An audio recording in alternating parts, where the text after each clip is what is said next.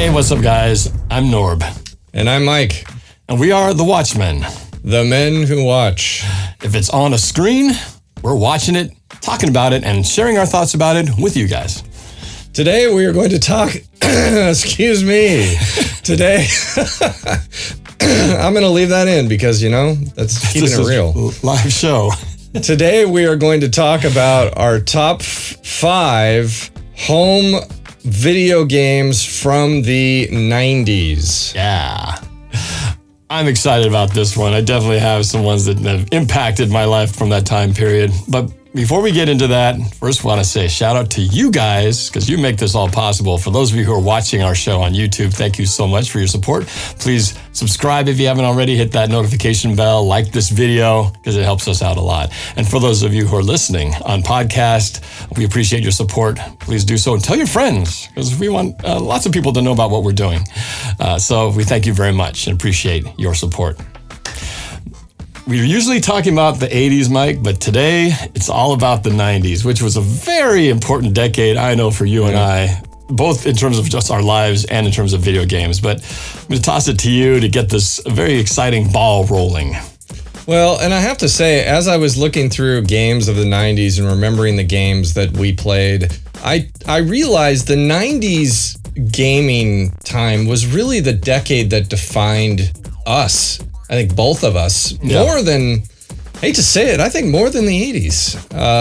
Just due to the time we were roommates, we were single, we had time to spend, and we spent a lot of that playing video games. And not just that, video game technology was evolving to where you could play nicer looking games, you could play them together.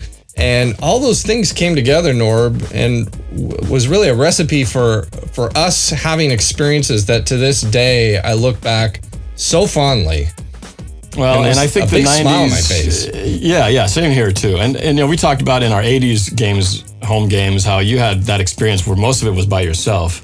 I was lucky I had friends who liked to play home games, but in the 90s, it was the period of roommates, being bachelors, and really the start of our friendship, which we'll get into here.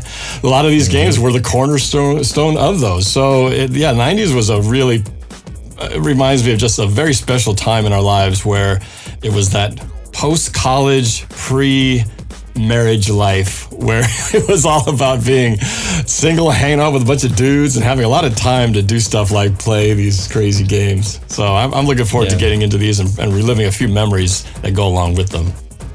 And I left, I think, one off my list that I figured would be on yours. So I was just trying to go for a little more variety. So my number 5, I know, is not on your list. And I don't think you ever played this game, but this game was a big deal to me. And of all my research, I have more notes on this game than any other. So I'm going to do a little bit more reading, but that's because it's so interesting. And this game has such a big part in where gaming technology was going at the time. This is from 1995. So you and I did know each other, Norb, and I had my own PC that I had purchased. I think it was a Pentium 100, if I remember correctly. Anything, Pentium 90 or beyond, it was like, yeah, you got power.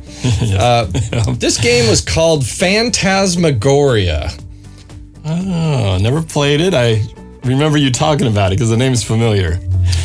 So, Phantasmagoria is a point-and-click adventure horror game designed by Roberta Williams for MS-DOS and Microsoft Windows. It was released by Sierra Online on August 24th, 1995. It tells the story of Adrienne Delaney, a writer who moves into a remote mansion and finds herself terrorized by supernatural forces.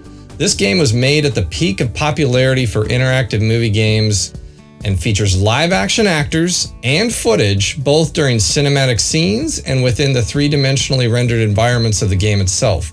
It was noted for its violence and sexual content. Yeah. I have a brief story recap. I know, violent sexual content. Norb's thinking, how did I miss this one?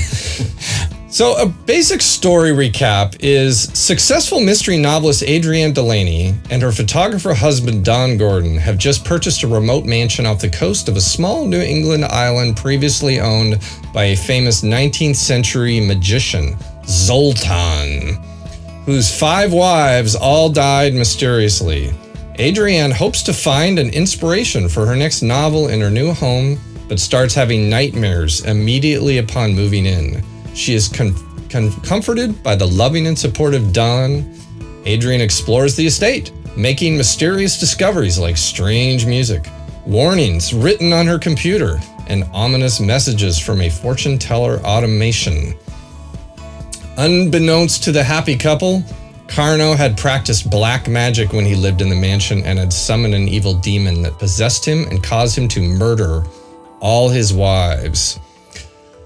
Back in the 90s, Sierra Online was one of the biggest names in games. And when this game released, I had heard it was controversial. Not only was it controversial, it made history because it came on 7 discs. A 7 CD-ROM installation. That is huge. And nowadays, you install off a disc, sure, but 7 discs. Insert disc 1, insert disc 2, insert disc 3. Meanwhile, 1 hour has gone by and you're still installing. So that in itself was a big deal. But this game was so controversial, CompUSA at the time refused to sell it. So I bought it at Future Shop, and that was another long gone place. Future Shop had this huge display of this game, and I remember it had great packaging. It looked intriguing. It was survival horror, and I was really curious. And I was intrigued by the fact that it was controversial. Believe it or not, I was interested. And so I ponied up my $60, which back then $60 was a lot of money, and I bought the game. And I played this game all the way to the end. It was a really fun game, and it was mind-blowing the way they used video capture technology to make Adrienne, you controlled her. So it would start out in her kitchen, and she was an actual person, shot in real video, sitting at a computer-rendered table. And you'd move the mouse around, and you'd click on a cabinet. You'd say, click on it. So she'd get up, and this is all real video. She'd walk over to the cabinet, and then you could tell her to open the drawer, and then you could find clues and put them in your inventory. And through the process, you eventually would get to cutscenes that would further propel the story. So it was an interactive movie, and it had, basically easy puzzles that occasionally you'd have to solve. But controversially, it had a controversial sex scene, which I'm not going to elaborate on. Ooh. It's pretty tame by today's standards, but it was the idea of what it was that was definitely generating controversy. And then it was very graphically violent towards the very end of the game, where she dies horrible deaths if you make wrong decisions during a very frantic final chapter where you're being chased by this demon and you have to make quick decisions. And so you don't really control the movement of the character. You just kind of tell her what to do and she moves, right, with pre-recorded video.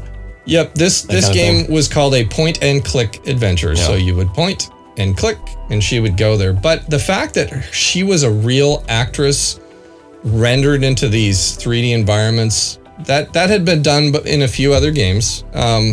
But this was definitely taking it to a new level. And factually, when Roberta wrote her script, it was a 550-page script, about 4 times the size of an average Hollywood screenplay. And what I thought was really interesting is when Roberta Williams, she wanted to do horror because she'd only been known doing kids games. And so she, for her research, she spent 6 months watching horror films and reading horror novels, as well as reading books about how to write horror novels and screenplays. She asked people she knew socially to tell her scary stories so she could identify the elements of fear. She immersed herself so deeply into the genre that she began having nightmares and had to scale back her reading. So I thought that was interesting itself, that she really, really dove deep into the world of horror just to come up with this story. It took 200 people to make this game, 2 years. It had a budget of $800,000, but it ended up costing $4.5 million. They hired some Hollywood director to shoot the scenes at a studio in LA. But when it released, it made $12 million in its first week. So it was a smashing success. And I think the controversy propelled it. That's one reason I bought it, because I was curious. Video games, PC video game was such a new thing in the early 90s. Anything that came out, it was exciting to see what they were doing to try to push the technology. So I guess, Norb, you have no experience with this game, or do you have any even understanding of it? No, I don't know anything. Was it scary? Did you find it to be scary? Or a little bit, I guess. No. It was. I think what was going on is games. It was a new thing for a game to be rated R. In this case, there wasn't even a censorship board at the time for video games when this was released. Sierra self-censored it, and they put out press saying kids should not play this game. This is really for adults. But at the time, there weren't a lot of games that even had that kind of a stigma or rating. I mean, and just the fact that there was controversy. When there's controversy, usually that generates publicity, and there's no such thing as bad publicity, as we all know. Yeah, it worked for you. It was funny to find out this was actually released the same day as Windows 95, August 24th, 1995. Whoa. So the same day Windows 95 came out was the same day. Pretty smart timing. That way, when everyone went to go get their Windows 95 copy, they look over here and see a Phantasmagoria stand up. Whoa, let's get this while I'm at it. It's controversial with sex and violence. The coolest thing about this, and I'll leave it as the end of my story on this game, is as I was doing my research on this game yesterday, I was remembering it and my memory of playing it. And I was able to fire this game up on the PC yesterday so easy because I own it on a website called Good Old Games, GOG.com. And they have been able to take these old games and you can install them on a modern day Windows 10 machine. It installs in 5 minutes and it runs and plays great. So I fired it up yesterday and it took me right back, and it was so cool to be able to just play this old game on my PC without any trouble. No installation problems or anything. It just fired right up and it was like I was playing it back in 95. Cool. I wish I could do that. Well, I guess probably could if I did the GOG website and could pull some of these old games of mine that I haven't touched in decades. Wow, that's cool. Yeah, I wish I am curious because of what you said now about the what was so controversial, the sex and violence. But yeah, it'd probably be a letdown now given the world we live in nowadays. But yeah, that's pretty cool. Yep. So that is my number 5, Phantasmagoria. A good, long lost gem from the 90s. All right. Well, my number 5 is NFL Sports Talk Football, which we've had many ongoing conversations about. So this is early 90s. In fact, this is 1993. NFL Sports Talk Football 93 is an American football video game featuring Joe Montana. It was released in 92. And it was the third in the series and the first to be actually licensed by the NFL. And since it was not only licensed by the NFL and the NFLPA, this allowed the game to use all the real NFL team names and the trademark phrase Super Bowl, where previously teams only represented cities and played for the Sega Bowl. So this time they had all the teams, 28 at the time, and certain players. So one of the best parts about this game is the running commentary that used Sports Talk 2.0 technology, which was highly regarded at the time, having around 500 different phrases uttered by some guy named Lon Simmons. And it might be that just the speech alone is the reason why this game has held so much such long-lasting nostalgic value, because we continue to this day joke about the phrases that they say. Oh, big hole. Whoops, I can't believe it. It's beginning to snow. Just the speech was so clunky and so badly implemented. Better hurry. so just choppy, and you could hear the computer trying to throw in phrases to match the action, but it's so herky jerky. But that's what makes it so fun, is the fact that these things would be spoken in this way that you couldn't help but laugh when you'd hear it at the time, and of course in memory of it. But the game itself, it represented, I talked about during the 80s, our good friend Jim, which I had many in television battles with. Well, it continued into some of the games with the Sega Genesis, and this is probably the one that was the most heated.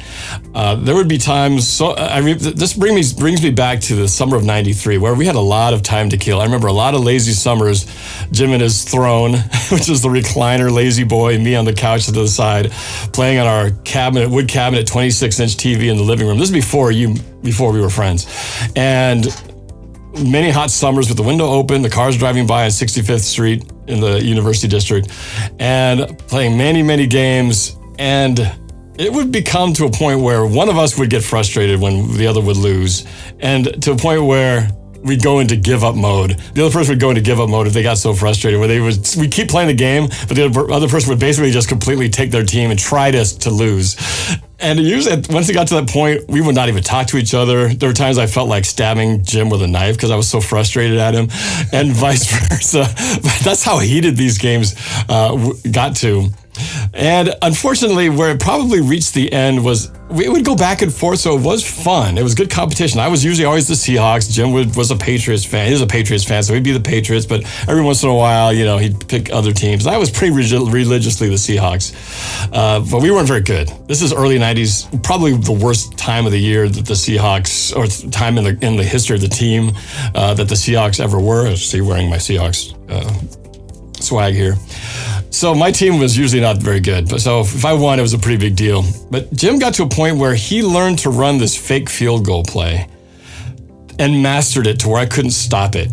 He would just run it he might start playing normal football, and if he started losing or if I started getting a lead, he'd go to the fake field goal mode and just run that play the rest of the time, and I couldn't stop it. And it would end up being a blowout. I'd fall behind 3 touchdowns, and then I'd go into give up mode. And I think that killed the game for us, because once he got that thing mastered, it just ruined all sense of true spirit of competition, and unfortunately marked the end of our challenging matches. But before that day hit, it was a lot of fun, a lot of back and forth. Totally reminds me of the entire summer of 1993. But the voices of that game did and still continue to be my long-lasting memory. NFL sports talk football, and the music that went with it. So that's really the highlight that will probably never cease to entertain, the voice samples from that game. And I know you know them well as well, even though we didn't really play it. You know that game all too well from us reliving it years later. It's kind of like listening to you talk about basically what happened is Jim found what we almost could call an exploit. He found a way to break the game to where it was no longer fair. And even in today's games, I have a group of friends that I play Borderlands 3 with. And Borderlands 3, and Norb's done a couple gameplay videos of that, but that's all about obtaining better guns that have more powers, that can do more damage. And most games have this structure of where they're always trying to give you the carrot of, well, if you do this, you can become a little bit tougher, and then you can take those enemies down a little bit easier. But of course, the enemies might get a little tougher too. And so they're always making you reach for more. And just what happened in Borderlands 3 a couple weeks ago, they obtained a gun that was so powerful, they were obliterating everyone. And they talked about how it was probably going to be, the term is nerfed, where they'll basically, the company will go in and do a patch and fix the gun so it's not so powerful. But I found it entertaining to listen to my friends talk about how so much of their quest in this game is to find the most strongest guns, and they finally did, but then they're the first to say, yeah, it's too powerful. So it's an interesting psychological concept to discuss. Well, and it is that kind of thing where even like a movie, if you have a protagonist in a movie who's invincible or doesn't seem like there's no fear of them getting killed, it makes the movie no fun. There's no risk factor. You're just like, dominated. Who wants to watch a game where a team can destroy the other team 63-0? You know, there's no fun in watching that. But what's funny is part of most games you play is you want to get the better stuff, right? Right. Yeah. You want to get there, but sometimes once you get there, it's not really what you want in the end because it destroys everything you were in the search for. But and some people might be thinking this, well, Norb, if Jim had the fake field goal thing mastered, why didn't you just do the same thing? I don't know. I couldn't do it. I don't know if Wim had the magic touch with the fake field goal. I couldn't master it. He did. Either way, it just killed the spirit of the game. And I wasn't certainly going to go into a game and start learning how to just run fake field goals so I could go fake field goal to fake field goal. I mean, what is the fake field goal, Joe Montana fake field goal game? That's so fun. And who runs a fake field goal on first down anyway? Well, and every down. I mean, he could run it on every down and convert. Exactly. And it's like, there's no fun in that. There's no more football. That to me is an exploit. That's an exploit. Yeah. So unless you could have established a rule at Jim, okay, we're going to play, but no more fake field goals. But that would require honor and abiding by unspoken or spoken rules that aren't in the game. Unfortunately, that doesn't work in our relationship. So anyway, number 5, NFL sports football. What you got so far? My number 4 is one that is probably on your list. I'm guessing from 1996, a little game called Quake. Yes, it is. It's actually I actually put it at the top. I put that at number 1 for me. Yeah. But let's talk about it. Go ahead, you start it. Since it's your number 1, why don't you start? Why don't you read the synopsis since this was your number 1 game of all time of the 90s? Okay. All right. Number 1 game for me on my list, Quake. Quake is a first-person shooter video game developed by, is it id or ID Software? id, isn't it? I think it's id. id Software and published by GT Interactive in 1996. In the game, players must find their way through various maze-like medieval environments while battling a variety of monsters using an array of weaponry. The overall atmosphere is dark and gritty with lots of stone textures and a rusty capitalized font. The Quake engine offered full real-time 3D rendering and had early support for 3D acceleration through OpenGL. After Doom had helped to popularize multiplayer deathmatches in 1993, Quake added various multiplayer options. Online multiplayer became increasingly common with the Quake World update and software such as Quake Spy, making the process of finding and playing against others on the internet easier and more reliable. And I'll start by saying the reason, and that last part was important, the multiplayer aspect. This is, to me, why I put it at number 1, because, again, we talk about with the special time in our lives in the 90s. To me, this represented the breakthrough in multiplayer technology. And that meant even though we were all roommates, because we at that time had established our business, so we had our multi-computer system set up. You had your computers up in the office, 2 computers up in the office, and I had my studio set up in my basement bedroom.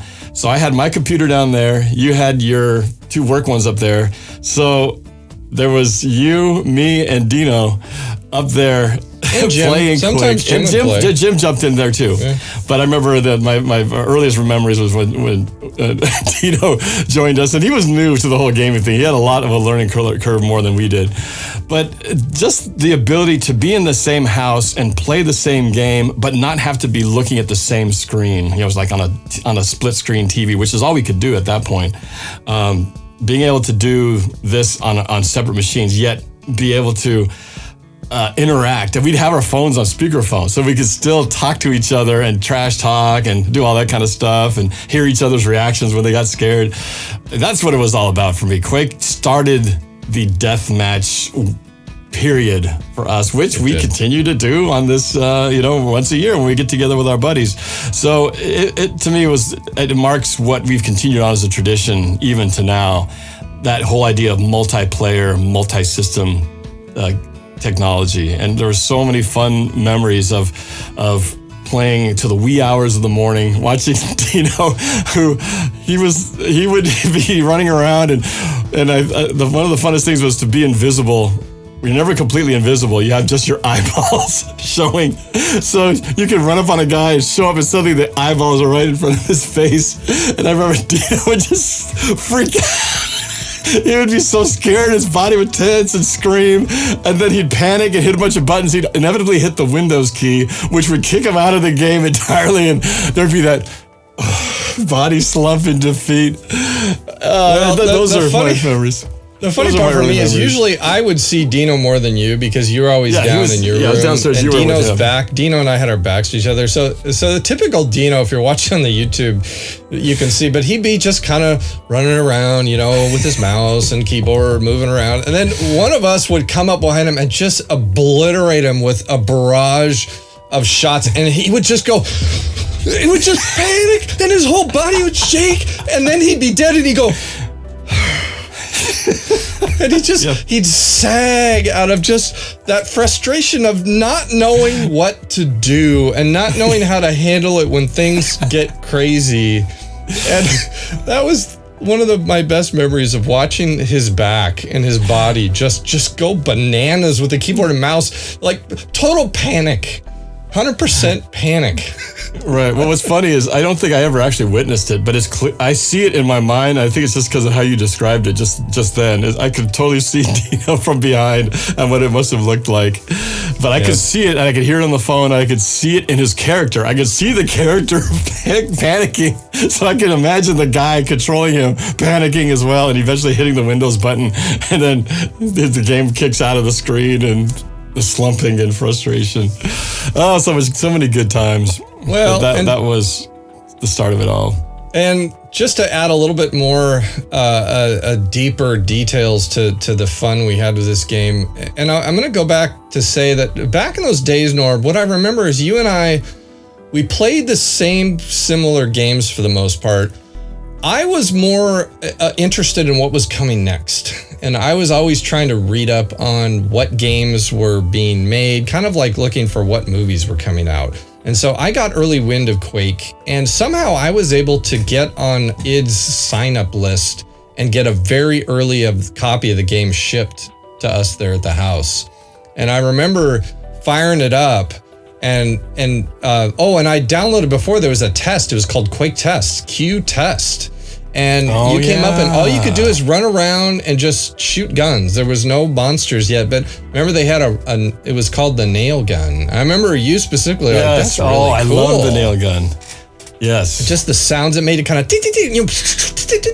the nails, lodging themselves in walls and things. And then when the game came out, there was a really good single player mode, which we both played. Remember that?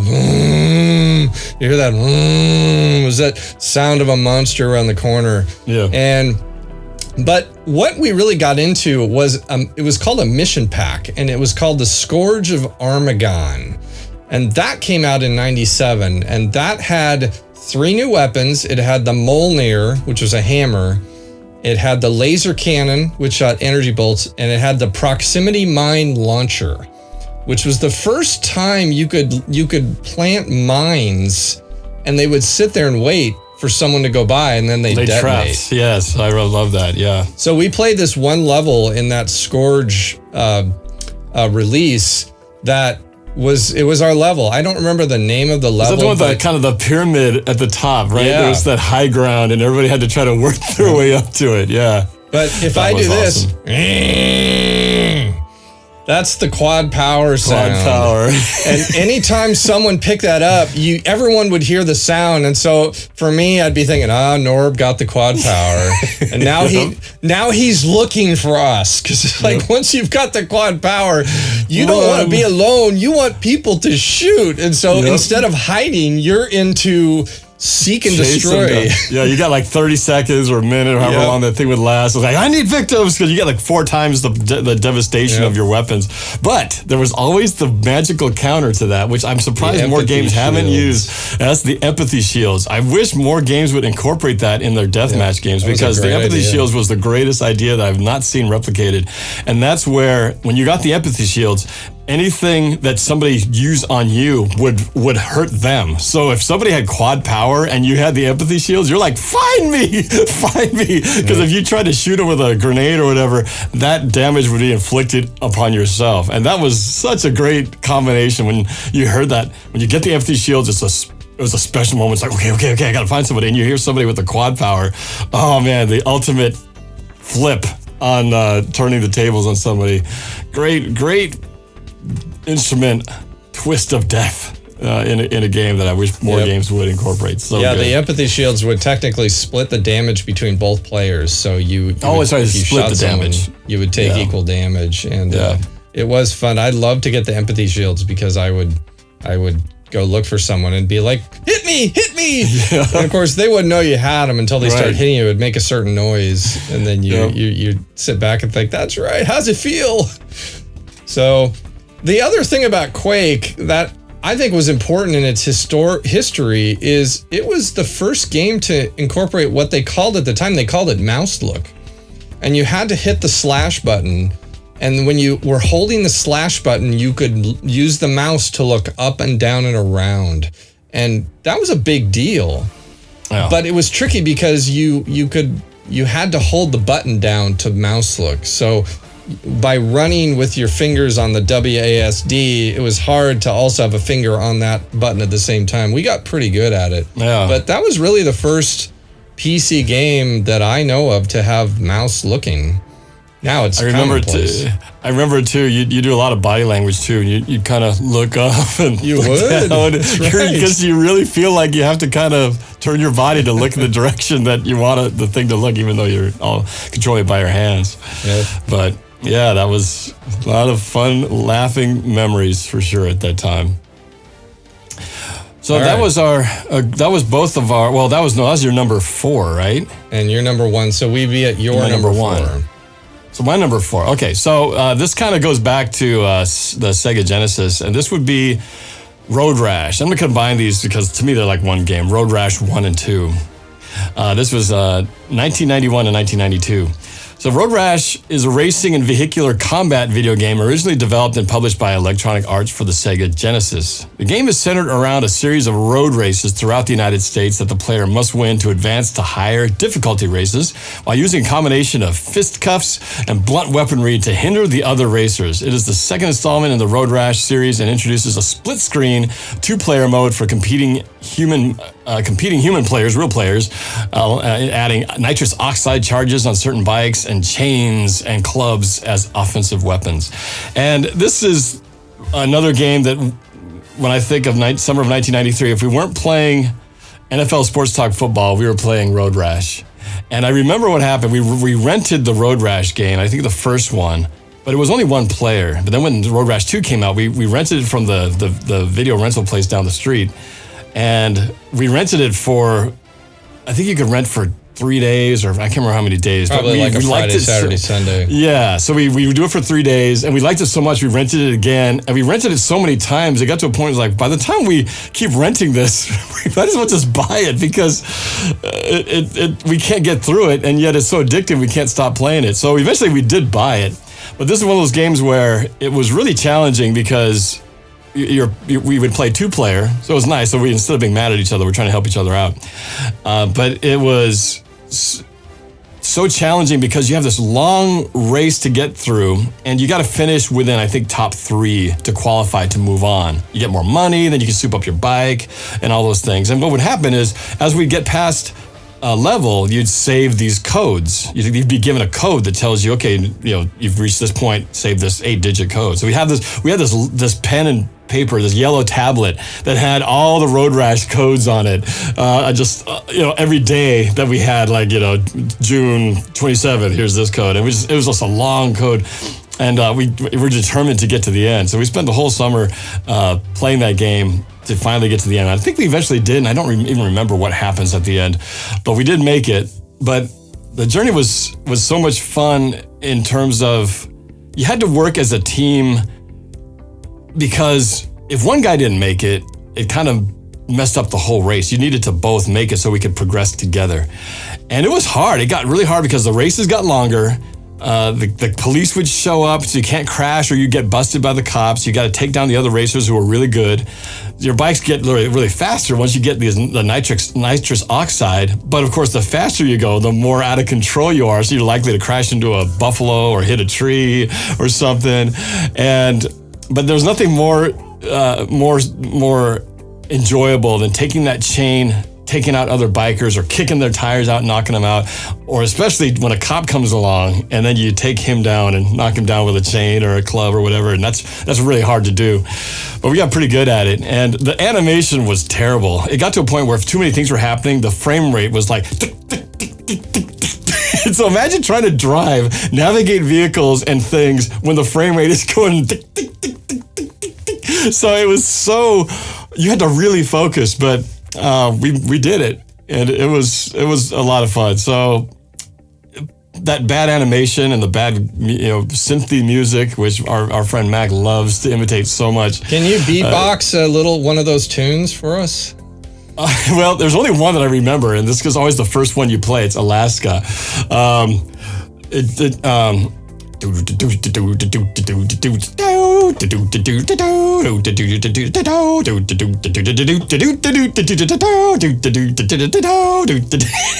just kind of kept going like that, and every city had their own theme. Like even to a Southwest or like Arizona or something had kind of more of a twangy guitar, Western feel. But that Alaska theme was always the number one.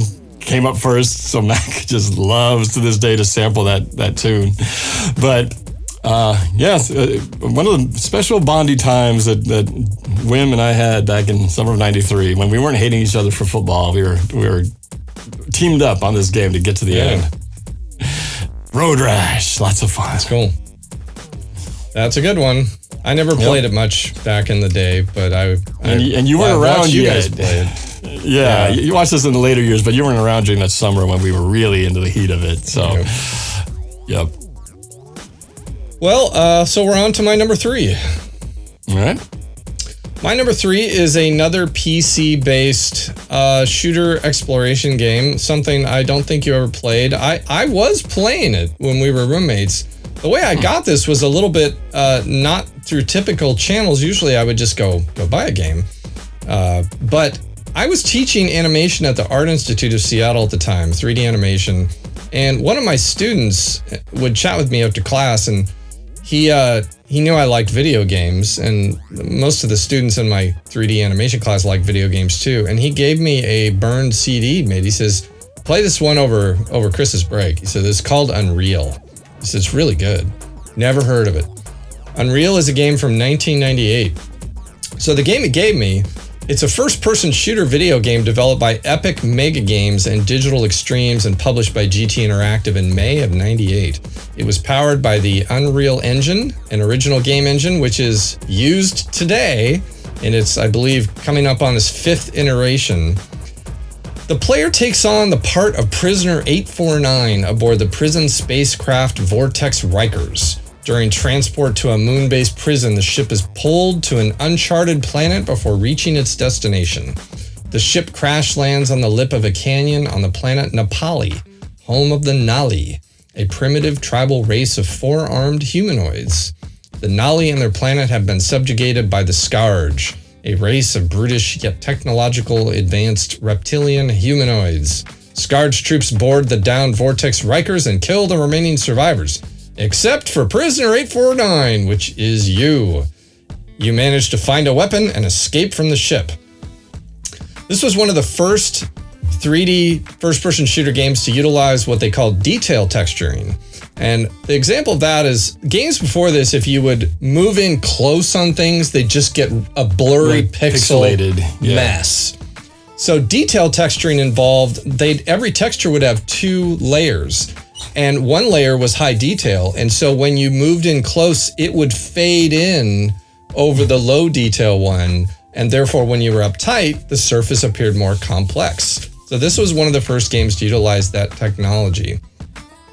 But what I remember about it is it had vast distances. You went into these environments and you looked what felt like for miles, and there'd be creatures in the air way far away. And I remember I would just sit there like with a sniper rifle, and I would just take little shots at them from a long distance. And I liked being safe and not taking any damage. So I love the vast distances. And I found as I aged in my video game playing, I still like games with big open environments. I find I never care for the claustrophobic, and I have to accept it because it's part of any game. But whenever I get into the tight spaces, I find my brain just telling me, I'll be happy when I'm back out of this place and back into the bigger environments. I like being able to see around, and I don't know, it's just my play style. But I played Unreal a lot over that Christmas break. I played it for hours every day, Norb, and I don't know if you remember me playing it upstairs, but I played it a lot. You had no interest in it though. I think I remember you seeing some of your screens. You had some pretty good laser guns, right? Yeah, I think so. Yeah. From what I remember. What's interesting is you mentioned Unreal. I got into Unreal Tournament, which I think is different. Right. Isn't that the follow-up to Unreal? It was related Unreal to it. No, there was Unreal 2, The Awakening, and then Unreal Tournament was just a multiplayer deathmatch. Yeah. No first-person campaign. Yeah, there was no campaign. I remember that. That was in the 2000s, I think, when I started getting into that game. I didn't include it on this list. But yeah, the Unreal, though, you mentioned that, and there was definitely a point where Unreal was a big part of my life, but it was definitely I think it was post being in the house. So that was how I got my fix of playing online video games when I couldn't deathmatch with you guys anymore. I got into Unreal.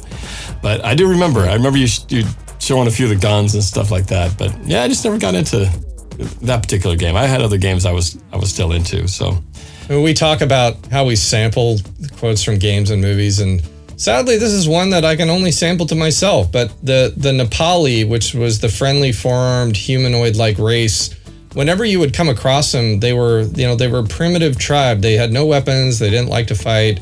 But whenever you would kind of get too close to them and push them a little bit, they'd always go, "Ubada! Ubada! Ubada!" And it's just one of those memories. But sadly, I can only sample it to myself because no one else I know ever played this game. I don't know anyone who played this game except me. Wow. Well, I'm sorry I couldn't share that with you. It sounds pretty funny. Ubada! Ubada! I like the sample. I can see what's stuck. It was just... And Unreal that was probably the first time in a game where they had an element of fear done in a way that was using lighting effects. Because before Unreal, which was Doom, which I'm sure we'll get to in a little bit. Yeah. But there was a section in Unreal that was very memorable. You went into this installation room and there was no monsters, and you went down a couple hallways and you got to a switch. And that was your objective, hit the switch. So I hit the switch and I was expecting to pick up something to take to the next part of the mission. And instead I heard these sounds and I turned around and one by one, the lights in the hallway went out, like coming towards me. It was like nice. Every light. And it was like, chung, chung, very horror movie-like. So cool. Slowly the light was fading and then it was pitch dark. And I'm sitting there pitch dark thinking, what the heck? And then a monster shows up. And of course, it scared the crap out of me because it became that horror dark scene. But I to this day can visualize it perfectly about how the lights one by one went out. And for a game of that time, even to have that kind of lighting control was a new thing. Yeah. Yeah, that's cool. Well, Unreal. It was Unreal. It was. All right, so I guess that puts me to my number 3. So my number 3 would be Dark Forces / Jedi Knight. I'm combining these two because I think it's fair enough to combine these because they were essentially a sequel of the other. So Star Wars Dark Forces and Jedi Knight is a first-person shooter video game developed and published by LucasArts as part of the Star Wars Jedi Knight series. It was released in 95 for MS-DOS and Macintosh, and then in 96 for PlayStation. The storyline is set in the Star Wars fictional universe and follows the player character Kyle Katarn, a mercenary working on behalf of the Rebel Alliance. He discovers the Empire's Dark Trooper project, which involves the development of a series of powerful new battle droids and power-armored stormtroopers. And again, when I think of these games, they mark specific times in our lives. In the 90s, every year felt like there was something different. 93 was the summers on the Sega Genesis, and then 94 and 95 really, and then the year after that, playing a lot of this game, Dark Forces Jedi Knight. I loved it. It was, I'd already been immersed in the first-person shooter world, but to then now have a first-person experience in the Star Wars universe complete with the first time ever having the epic score of John Williams throughout the show, and having your familiar sounding things like lightsabers that pow on,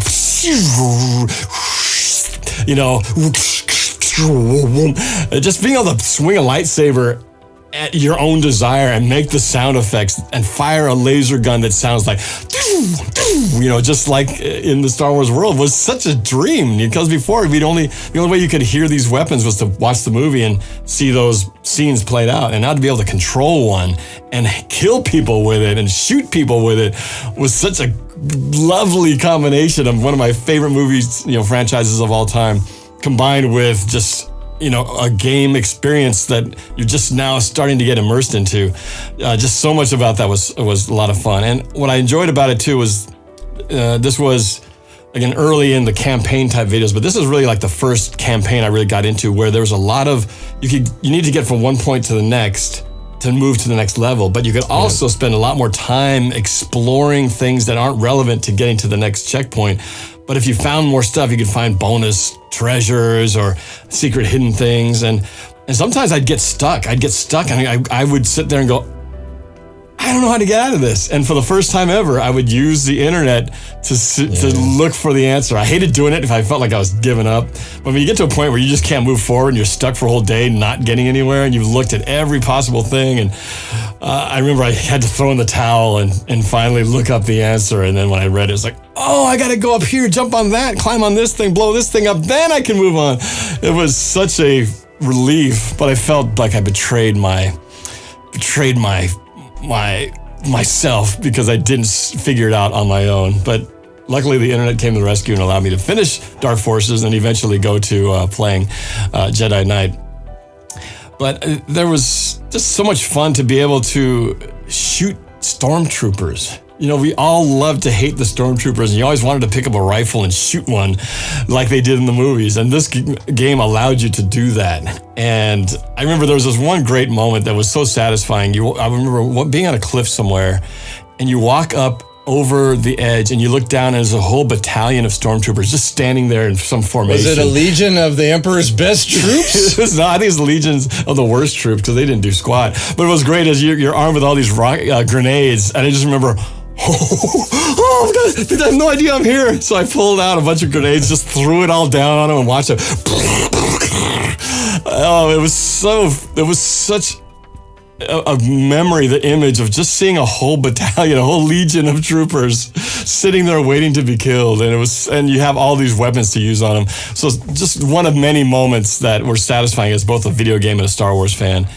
But yeah, I just, so many great things coming together in one platform. Well, I remember you were so excited. You were so excited to finally wield a lightsaber. I was, man. That was the first game where you could. It was. There was no other game that at least didn't have the legit sounds and everything. And there's different techniques. You could throw a lightsaber at somebody, it would come back. I think they added that in Jedi Knight. I don't think they had that in the first one. But you had more powers. You had push powers and pull powers, and you could throw your lightsaber, and other upgrades that made Jedi Knight that much more exciting than Dark Forces. But well, and I think just to be able to have hit the button and hear the hear the sounds that we knew from the movies so well, where you were controlling it, you were making it happen. So good. Such a dream come true as a kid who watched the first Star Wars come out, as you know, back in elementary school, to be able to wield that, the closest thing to wielding your own weapon and inflict harm on somebody, stormtroopers and other Dark Forces, was awesome. So you can play all those games right now on your PC on Good Old Games. I could relive that grenade moment of blowing up a legion of troopers. Well, I might have to look into that. That sounds pretty awesome. And our generation is the only generation that can fire up those games and accept the pixely blobby mess they are looked at today. But for us, doesn't bother us at all. We can totally still play them, but kids, try to show them to kids, and it's just too crusty, too old, too archaic looking for them to even give it a shot. But we can totally do it. Well, because it brings us back. Because it's not the game; it's the memories. It's just feeling that I remember this. I remember the sound of this. I remember seeing this, and all its 16-bit pixelated looking graphics of how that was 26 something years ago. So.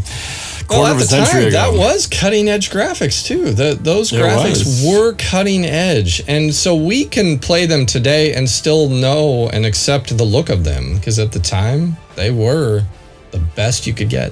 Well, and that was during that time when, the best we had prior to that was probably the Genesis, then we had the Nintendo, but PCs took it a whole nother level. That's when it really jumped up. And it wouldn't be until the Xbox came along that I think it hit that next level of the console sort of returned to being something that level. But for a long time, it was if you wanted to play that better looking, better quality graphics and better sound, you had to play the PC games. And these were those games that really just pioneered the way. And actually, that's a perfect little segue into a little story I was going to just mention about listening to you talk about this and the games we're talking about. Is I think that was the biggest problem back then for companies is that the best games were on the PC. But here was the problem. To play them on the PC, you had to have an understanding and a comfort level with launching a game in MS-DOS. And that meant leaving behind the safe environment of Windows to boot into MS-DOS, which is a black screen and a command prompt. And you had to understand what it meant when it said C:\\/ and there's a little thing waiting for you to type something. And you'd have to type usually a directory name like Doom or Quake or Phantasmagoria, and it'd put you into that directory, and then you'd have to type a run command. And for people like us, that was totally fine. But that's where a lot of younger kids and parents trying to let their kids play games is struggled. They needed console games because console, you just plop the cartridge plug and play, and you're good to go. It always reminded me of a commercial I saw that Apple computer had run at the time where they were pushing their Macintosh over PC, and the scene was this dad and his little son in their home, and he gets a PC, and the dad says, "Son, I'm going to show you some dinosaurs." And the kid says, "Dad, when are we going to see the dinosaurs?" And he's got this book, and the dad is typing, let's see, C:\\. Dad, when are we going to see the dinosaurs? Are we going to see the dinosaurs soon? DIR. And I thought that commercial was so effective at really bringing to front the true problem with, if you want to play the best games and have the best stuff on the PC, you're in trouble if you don't have a comfort level with simple programming commands. Well, there was that. And then all the computers had a certain level of minimum required equipment. You had to have a certain drive space. You had to have a Sound Blaster card. Remember Sound Blaster? And remember IRQ conflicts? IRQ conflicts. That's right. That's right. And so if you had certain things in the wrong slot, it wouldn't run right. You had to have a certain amount of memory, RAM, had to have certain video card requirements. And these were things that weren't universally installed on all computers, depending on how you outfitted your computer. And it was changing all the time. And so a cool new game would come out, but if you didn't have OpenGL, you couldn't take advantage of those high-end graphics. So even today, there's still a certain amount of that, but it's not as, I think. Yeah, but nowadays, any game that comes out, it's always out on Xbox, PlayStation, and PC, all at the same time. So wherever you want to live, you're good to go. But back then, if you wanted to play Doom or Quake, you had to play it on a PC. You couldn't play it on the Genesis. Yeah.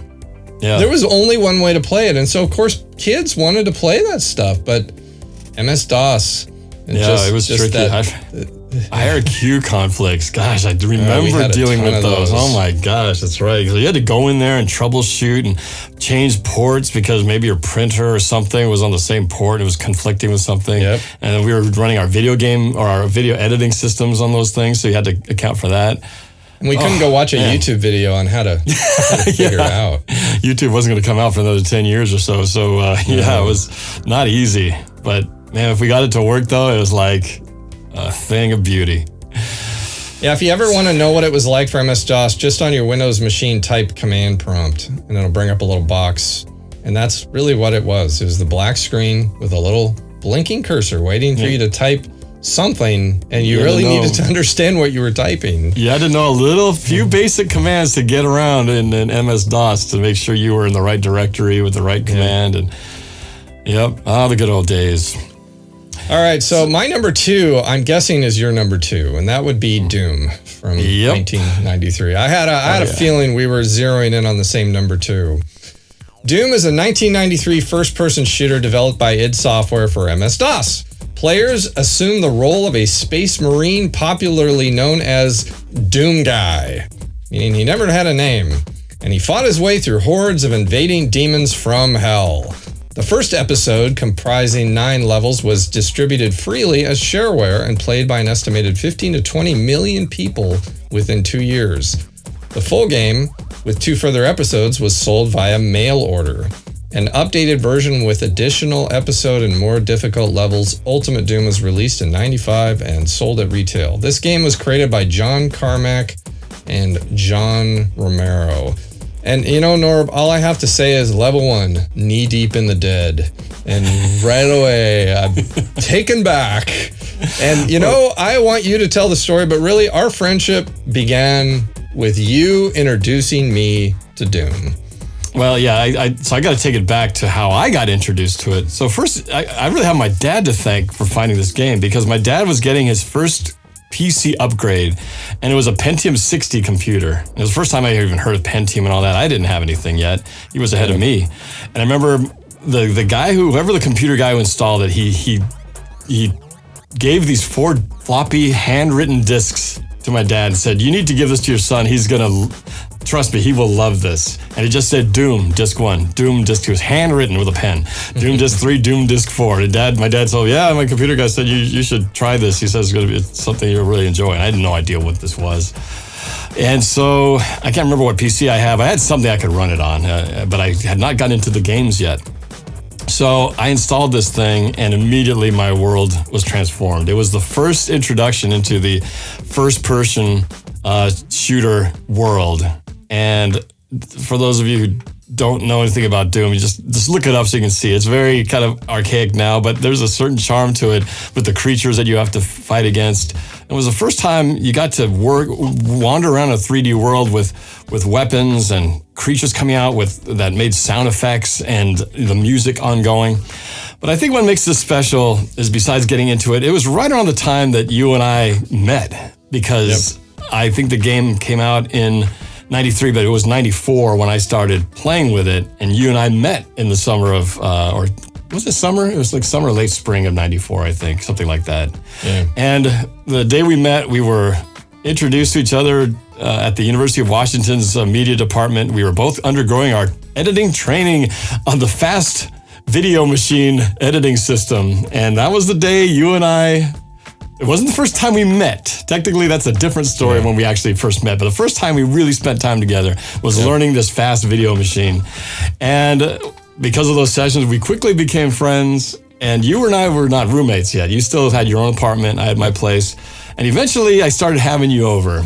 And I don't remember what sparked it, how I said, "Mike, you got to play this game called Doom." But at some point, we had our setup in the garage, and I had the computer in there, and I said those famous words. And I remember you sat down to play it, and you were addicted immediately. So maybe tell me if you remember that first day playing it, because I don't remember the first day. I just remember the many days you came over wanting to keep playing it. What I remember is that you introduced me to the game, and you gave me the basics. WASD moves you around, and then I think fire was shift, or actually it was the arrow keys, I think, at the time. Yeah, I used the arrow keys, And you just had the, you jump with the space bar, and I was blown away. And it also, the game made me jump. Sometimes you come up to a door, and it would open up, there'd be the big red spike ball, and you go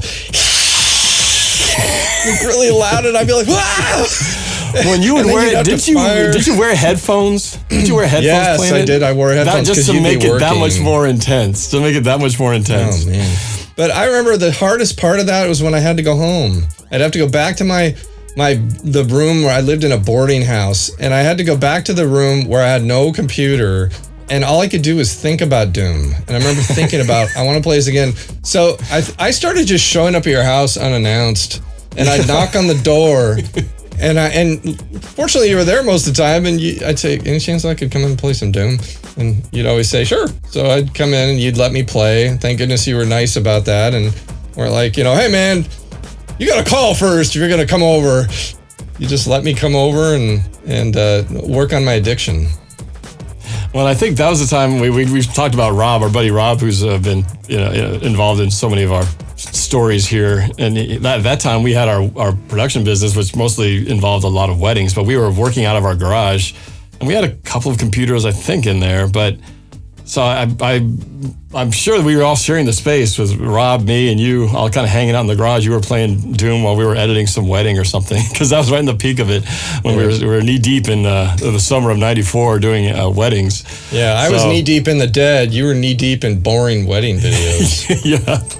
Half of probably divorced now, but that was kind of the dynamic, spending time in that garage. But yeah, I think that's what's special about this game. It was one, transformative for me. So when I first started playing it, how immediately just hooked my life. Those moments where things change because you've never seen anything like this before, like watching Star Wars. Paradigm shift. I'd never seen anything like that before. And when I first saw Star Wars and playing a game like this, I'd never seen one like that before. And it was just so immersive and addicting. And then you came along at just the right time, and we both had our love of movies, and we're learning editing and things together. And then you got to be bitten by the bug at the same time. So all those things, it just made for such a very special summer of Doom being the centerpiece when it comes to the gaming side of things, how that really did change our lives and brought you and I as a friendship closer together. And, and all the games that followed since. I mean, that really laid the foundation for what an FPS, a first-person shooter game, is all about. And as Doom started it all, as far as I'm concerned, that was the start of it all. So, well, and the big part of this is history was made. Because if I mention Star Wars.wad... Oh, yes. You know what I'm talking about. Well, we talked about earlier in the show about the deathmatching and multiplayer. Well, we did pioneer some very cutting edge with some very low-tech devices that while you were still not a roommate in the house, we did manage to find a way to actually deathmatch somehow over our telephone wires. It was pretty exciting. I finally got my own PC, and I had a 28.8 modem, and you had a 28.8 modem, which was in itself inexpensive. Most people had the 14.4, but we had the 28.8. But Wayne had given you some software that allowed a modem connection, and then he had given you the Star Wars. Someone had designed a area of the game to look like Star Wars. It just had the look of Star Wars. Same Doom guns. It was like the Death Star. Yeah. You and I figured it out. Or we had to figure it out. Because the hard part is, I'd call you on the phone. I'd say, okay, so let's try this. But then we'd have to hang up the phone and connect it to our modem. There was no cell phone, so we couldn't call on the cell and talk. We couldn't FaceTime. It's like, once you hung up that phone, all communications were off. So we'd have to plan it out specifically. Go, okay, after we hang up, you're going to do this, I'm going to do that, and we'll connect. I don't remember at all how we got it to work. We just got it to work. And it was fun. It was super clunky. What I remember is the world looked like the Death Star. It felt like you'd run around the halls of the Death Star with patterns, like where Luke and Leia swung across the chasm, and the patterns. Everything was well designed to look like a Star Wars set. But the funniest part about it was the movement was like this. It would be, you'd move, I'd move. You'd move, I'd move. You'd move, I'd move. And so you'd have to try to anticipate where the person would be 1 second later. So if you're trying to shoot the guy, you'd have to think he's going to go left. So I'm going to fire left 1 second before he gets there. And if you actually pull it off, it was like a small miracle to actually. Yeah, when kids today complain about lag in video games, what I would say is, you don't know lag. I'll tell you about lag. Yeah, you want to talk about lag? I'll show you lag. This was the perfect example of real lag. And we loved it. We thought it was the coolest thing ever that we could do this. We accepted it. We got used to knowing where the other person would end up. And we thought it was the coolest thing ever that we could play against each other over the phone lines in our different houses, connected, miles apart. Just the concept of playing someone where they weren't in the room with you That was mind blowing. It definitely was a first of its kind. And yeah, even though it was clunky, it didn't matter. The fact that it was working and we could be playing this game, we just got used to it. You kind of get used to the bad animation and you just learn to deal with it and you learn to find ways to work around it. But we were equally bad. It was equally bad for both of us. So nobody had that advantage. Like one guy had really good resolution, the other guy had when it was stuck. It was both bad. It was both that had that herky. And we played it for hours. We didn't care. We thought it was the best thing ever, and there was never a complaint between either one of us about it. We felt like we were cutting edge. So there was no reason to complain. We were doing things most people couldn't do. Was this 94 or was this crossing into 95? I mean, Doom came out in 93, so it probably would have been around 94 and 95. Yeah. So I know you didn't become a roommate till closer to 96. So yeah, I was in that 94, 95 period, 95 most likely early. Yep. But great times. It's fun I think what's cool about being the age that we are is that we can appreciate and get the new technology, but we can also appreciate where it was to start off with, where it was Pong and nothing. So we've seen the whole evolution and we've been able to stay and ride it along. Whereas some people are too old to even appreciate games after 1980. And the younger kids don't even have a clue about what happened prior to 2000. But we've seen it all. We've seen the infancy from nothing to where it is today, and we can still play both. And I think that's a rare thing about our particular generation is right smack in the middle where we can appreciate the old school, but still play the new cutting edge stuff. Yep. Those are fun memories. The old modem sound. Nobody would even know what that is like to have to dial up. You guys don't even know. You're just hooked up all the time. But we had to dial. We had to put a phone number in, hit dial, and wait for and hope it works. Yeah. I hear that and then silence and then just wait. Is it going to connect? Is it going to connect? Yeah. And then it's a welcome and you're like, connected. Yeah. I know. It makes me appreciate the games today. I marvel at the graphics and I enjoy them. But I think I'm a little more tolerant than the younger generation when things don't work. That's the one thing I've always felt is that when there's some lag or when the internet drops, you think when the internet goes down in our home, when my kids are in the middle of games, you think that all hell broke loose and the whole world is coming to an end because we lost internet for 5 minutes. And I'm of the mindset, it's like, it'll come back. Yeah. Or the famous thing I'm told is, it's not working. It's not working. And I think at that time in the 90s made me a really good troubleshooter at solving problems, why PCs aren't connecting. I got good at it. We had to. Figuring out IRQ conflicts. I mean, all that stuff we did. I think it's made us really good troubleshooters today. Yeah, because there wasn't the ample help. You couldn't just YouTube things and find the solution. There was some internet help, but it wasn't obviously as robust as it is now. So we had to just do a lot of trial and error and kind of learn how these things how they worked, how they connected, and what's happening when you get an IRQ conflict. What does that mean? And and some of that architecture still applies in terms of workflow of trying to understand how to solve things. But it's great memories. So this brings you to number 1 of your list, right? My number 1. Any idea what you think my number 1 is? It might be one that I almost forgot to put on here, but I still have it on my list. It wouldn't happen to be a certain game that we used to play in the living room, would we? Nope. Okay, then. Nope, I know what you're thinking of. It's not okay, that. Then I don't know.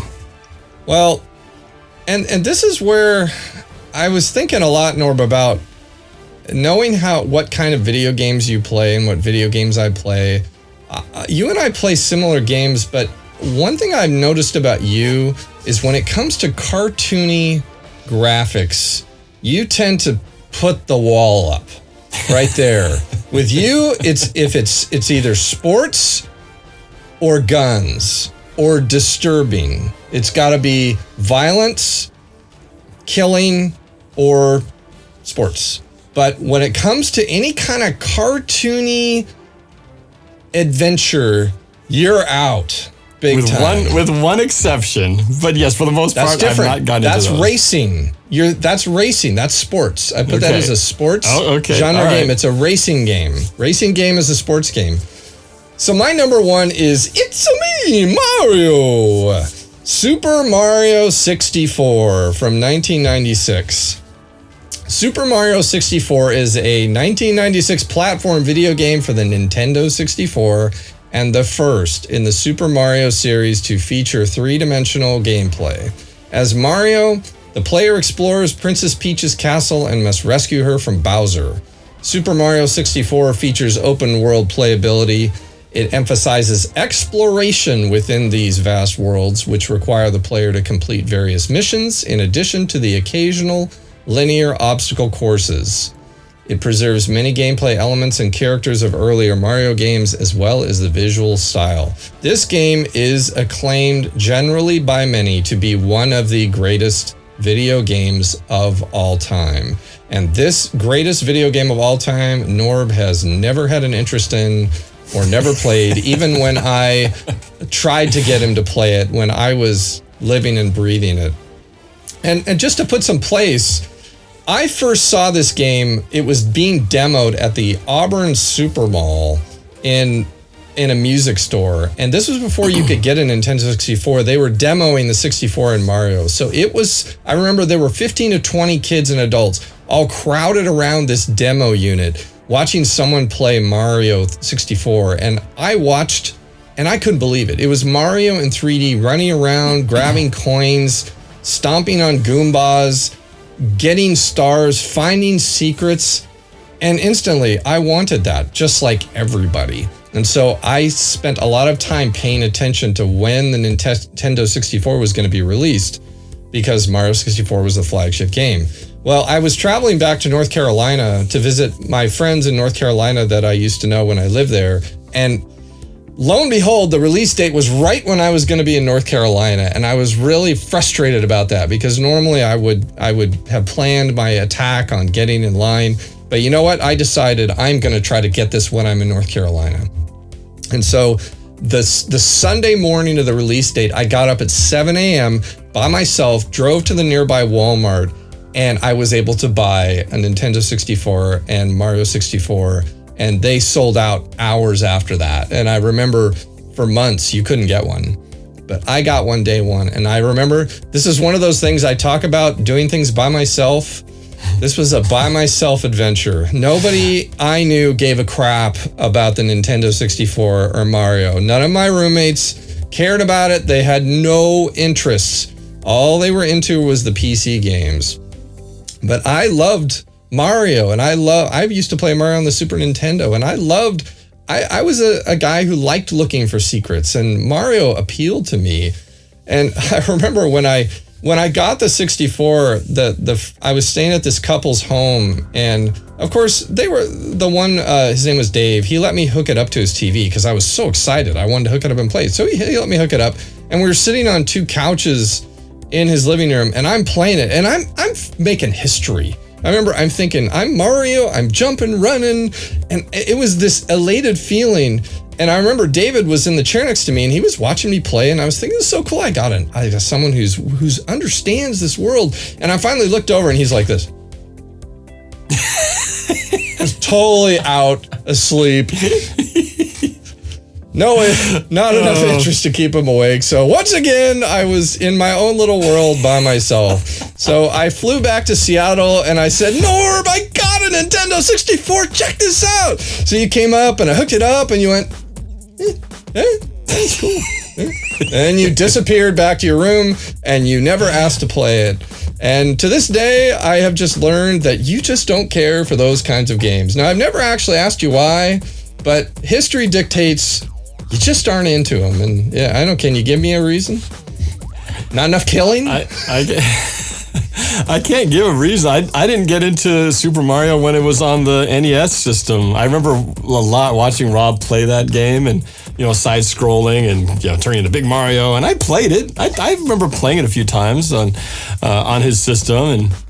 But it just never grabbed me. I guess maybe it's not like I hold something against them or I intentionally decide that I didn't like them. I just never grabbed me enough to where I'd want to, never had the addiction factor that pulled me into where I felt that desire. But it's not just that. It's there. You've never played any. There are billions of cartoony style Mario games and other types of games like that have come out since, and they have never grabbed you either. So it's not just that it was Mario.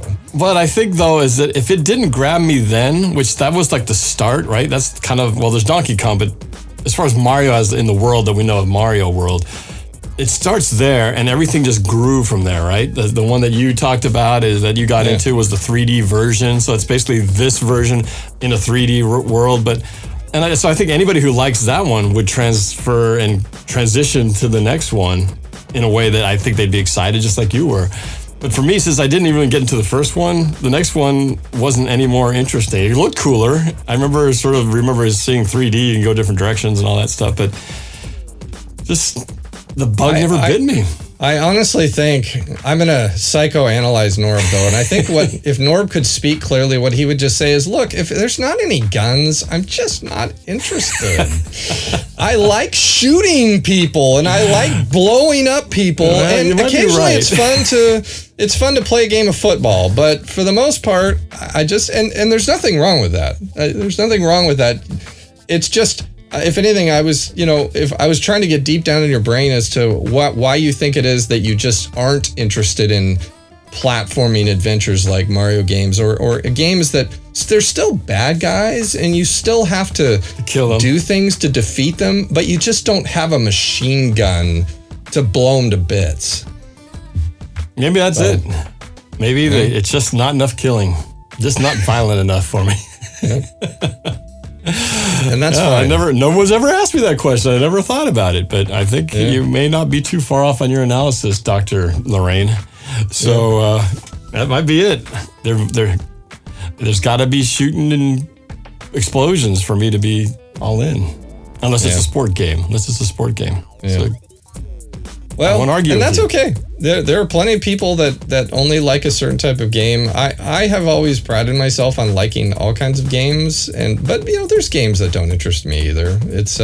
But I just noticed with you, Norb, there's definitely you put a wall up to a very big genre of gaming and focused very carefully on just what you liked. And again, totally fine.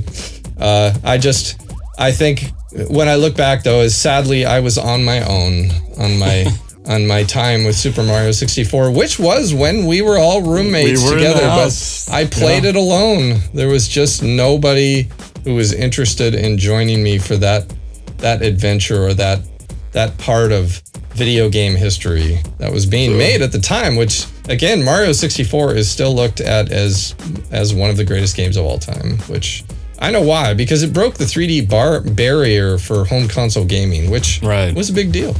That was a big deal. Well, and I will say this much, since I got to tie in a little bit to my honorable mention. So my honorable mention is part to the related to the world of Super Mario, and it is the Super Nintendo Entertainment System. But I know what it is. It is Mario Kart, and I mentioned that earlier. So Super Mario Kart is a 1992 kart racing video game developed and published by Nintendo for the Super Nintendo Entertainment System video game console. I hope I'm reading this right. In Super Mario Kart, the player takes control of one of 8 Mario series characters, each with different capabilities. In single-player mode, players can race against the computer and computer-controlled characters, and in multi-race cups over 3 difficulty levels. And then during the races, offensive and speed-boosting power-ups can be used to gain an advantage. Alternatively, players can race against the clock in a time trial mode. And of course, my favorite, in multiplayer mode, 2 players or more can simultaneously take part in a cups or can race against each other one-on-one in a match race mode. So I'm not even sure if I'm reading this as the one we played was the Nintendo 64 version, right? Isn't that what we played? Okay, I'll make sure, because I know so little about the Mario world. I might be getting my years mixed up. But this is my honorable mention, and it's one of the few Mario games I play. And really, I only played this. I guess I played a little single player, but really my memory and love of playing this game it all had to do with the circumstance that we had of being roommates. We had the Nintendo 64, we had this game, and really the only level we ever played, Wario Stadium, right? Isn't that what it was called? Wario Stadium. It was the only level we played because, and when I say we, I'm talking about our roommates and everybody. What was great about this game is the entire house played this game. You can only play 4 up at the same time. And you played and you shared a screen. So each person had a 1/4 of the screen. And we had a video projector, so we projected on our living room wall. But everybody in our house was good. And I'd say, well, except for Mac. He's the only guy, he doesn't play games. He would just watch and make samples. He just watch. But everybody else all played. They all had the character they tended to like. And everybody was all pretty good. We were all similar levels, so you never knew who was going to win. Nobody sort of dominated. But what ensured that nobody would dominate was when you played, the only track that allowed this was Wario Stadium because they had this part of the game where you had to go over a jump. And if you had the lightning bolt and you could have a guy way in the beginning, way dominating, just destroying it, lap after lap, but if you could get that lightning bolt, you could hit them right before the jump, shrink them down, and they can't make the jump. So they'd fall back into the track and put them back almost to last place. And so no matter what, you always felt like you had a chance. A lot of racing tracks in those games, once you're behind, you can't catch up. It's really hard to catch up. But this is the one where no matter how bad you're doing, you could go from worst to first if you grab that lightning bolt. And that's what made that level and that camaraderie with everybody in the house so fun, is because everybody had a chance. We were all pretty good, and every night we'd play was just like a different winner. And so it made for some really fun times. I can't remember when we was at the peak of playing this, but it was definitely around the late 90s period, 97, 98, when we were playing 98. It. Yep. I don't remember exactly when the game came out. We were probably late to getting it, but it was it. That was it. And we had so many fun nights. There's one victory against you that I'll always remember and I'll always cherish. And that was one where we were coming down the stretch and the finish line was within 50 yards. I mean, it was seconds away. And you had the turbo speed or something. You were going to take me. You were faster than me. It was just a matter of time. You were going to zip by me. But I had one last shot to stop you, and I had a green turtle and a dragging behind, and in this game you could have different weapons, different things, and I mentioned the lightning bolt, but if you had red turtles you can shoot forward. If you had green turtles, you could also shoot backwards. So I knew my only chance was to get you right before the finish line. And I remember you're coming behind, and I had to just kind of guess where you were.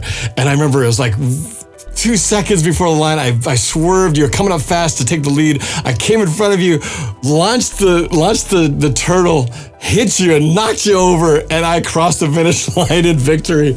And today, even now, stands as the greatest Super Mario Kart victory of all time, as far in my books is concerned. I've never forgotten that. It's etched in my memory as one of the best wins I've ever had over you in any game, period. I will completely 100% agree with you that I don't have a better victory. And I had plenty of victories of my own, but yes, that was probably one of the most memorable moments in the game. And what's great is that you remember it too. You can't claim amnesia and go, I don't really remember that. You remember it. And I remember the whole house was there to remember it. And I remember jumping around and dancing and screaming and trash talking. It was like I'd won the Olympics or something. I think it's because I was trash talking because I thought I had won. You had it. Yeah, you was in the bag. And there's nothing better than putting the trash talker in his place at the last second, especially when he had the confidence that he was going to win. And you totally had me. I remember well. I also liked the game because all of our characters had our own little samples, and I always played as Wario. So Wario had they had their list of call outs. So Wario he'd say, "I'm a Wario, I'm gonna win." And then sometimes when he'd get hit, he'd just go, "Wah!" But there was one time where he started his call out, but then he got hit. So instead it was, "I'm a wah!" That was the funniest thing ever. That is one of the best. I mean, you couldn't even plan that. It was just luck and happenstance, and it was one of the greatest sample moments of all time. I'm a wah! And then part of the Mario Kart is you pick up things and you could drop things, but they had these charm boxes that had question marks on that you'd run over and get stuff. But one of the things you could drop was a inverted question mark box, and whenever Norb would hit that, it would of course explode his car, and he'd always yell, "Fake box!" Ah! Yeah. You called it a fake box. Fake box, yeah, because usually, otherwise usually something good. You get some good little weapon, and I hit that thing. Fake box. And then the other one was as I mentioned, when you try to get that lightning bolt, the one thing you still had to worry about was if somebody gets the ghost. If you get the ghost, you can steal somebody's lightning bolt. Yep, that's right. So sometimes I've got a ghost, this guy's got a lightning bolt, it's just a matter of time. I'm going to steal that lightning bolt and here's my chance to take advantage. Well, then somebody else would get a ghost, and they would ghost your ghost, taking away all the advantages you had. Yep. So I remember yelling sometimes, "You're ghosting my ghost!" It's funny to ghost a ghost. You took my ability to steal someone else's great thing. Yep. I just the emotional highs and ups and downs of playing that game were so many, and it's so rare to have a game where you always feel like you have a chance. And that's what made that one so special. So we had our ritual where around dinner we'd all just one of us would say, "So, cart tonight?" We just called it cart. Yeah. So we're gonna cart tonight, and we would cart all night long.